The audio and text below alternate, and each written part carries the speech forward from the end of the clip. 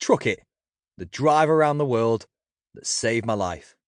Written and read by Bobby Bolton. I'd like to dedicate this audiobook to Paula and Eagle, who are a forever nomadic couple we met on the road on the shores of Issyk-Kul in Kyrgyzstan. They epitomise the soul of those who were brought up in normal European life and left it all behind to explore the world and never look back. For them and others, there is no social media, no book deal, no big following, but that makes their stories and their journey even more captivating. They and other global adventurers continue to inspire us to chase our dreams. So I hope this audiobook will inspire you to take your own leap of faith and explore this little planet we call home. Don't let who you are today stop you from being who you could be tomorrow. Bobby Bolton, 2023. Introduction. The end of the beginning. Where are you from? Why are you here? Is this your wife? Are you a spy? The questions were relentless. We were surrounded by 30 or more Taliban soldiers with guns as we sat on a rickety old bench blinking in the bright floodlights. Surreally, there was a volleyball court in the field in front of us. I tried to answer, but immediately there was another question fired from a silhouette looming over us. By my side was Marie, the amazing French woman who had put her life on hold to come with me on this trip. I tried to catch her eye, but the headscarf made it hard to see her facial expression.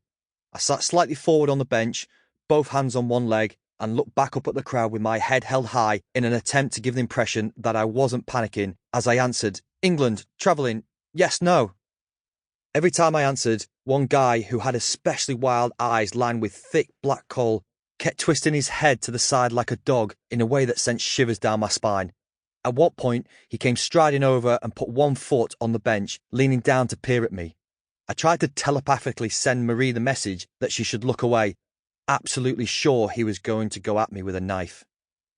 Drowning out the fear, there was guilt that I had dragged Marie and the dogs along with me on this adventure. I mean, who does this? Who gives up everything, their job, their house and belongings, their entire life to drive from Wigan to Australia? Of course something like this was going to happen. How could I be so stupid? We had been on a journey of 10,000 miles, and at that moment, I didn't think we were going to make it a step further. This is why normal blokes from Wigan don't do this sort of thing, Bobby.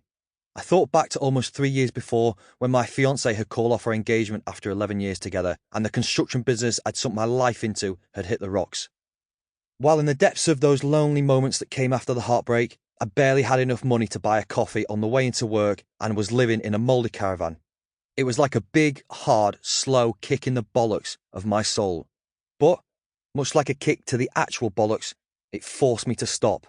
I realised that I was so caught up in the rat race that I had lost my way.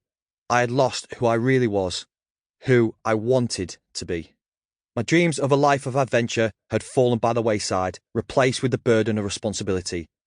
A job, a flat, council tax, the property ladder, the boiler, all this bloody stuff that is part of life, of growing up. It had never felt like the right time, but I realised that there's never a right time because change is always scary, so we let ourselves remain stuck.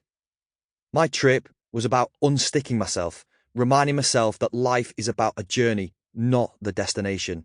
However, at this exact moment, I realised that there wasn't much point in discovering the meaning of life if I lost my actual life. More importantly, I thought of Marie, how she'd only known me for 2 weeks before joining me on our trip to see the world. How passionate and funny and beautiful she was. She didn't sign up for this. I thought of my dog Red, my best friend in the whole world, and Rubia. We'd left them in the truck with the air conditioning on, but in about 8 hours, the battery would run out. Then what? They didn't deserve any of this. I thought of my family and friends at home, waking up to the news. I thought of what people would say. Stupid tourists getting themselves killed. So needless, so stupid, so naive. What a waste. A big guy who towered over the others pushed his way towards us. You, come, now, he shouted. Bobby, how the bloody hell did you end up here? Chapter 1. Why not? Screw it, I'm driving to Australia. Cue amounts of laughter normally reserved for someone's trousers falling down. Hang on, it was Mongolia a minute ago, laughed one of my mates. He had a point. About 2 hours ago, and 5 pints, previously, we had been stood outside the pub on a crisp wintry afternoon when a beat-up old Land Rover Defender had pulled up and an outdoorsy couple sprung Sample complete. Ready to continue?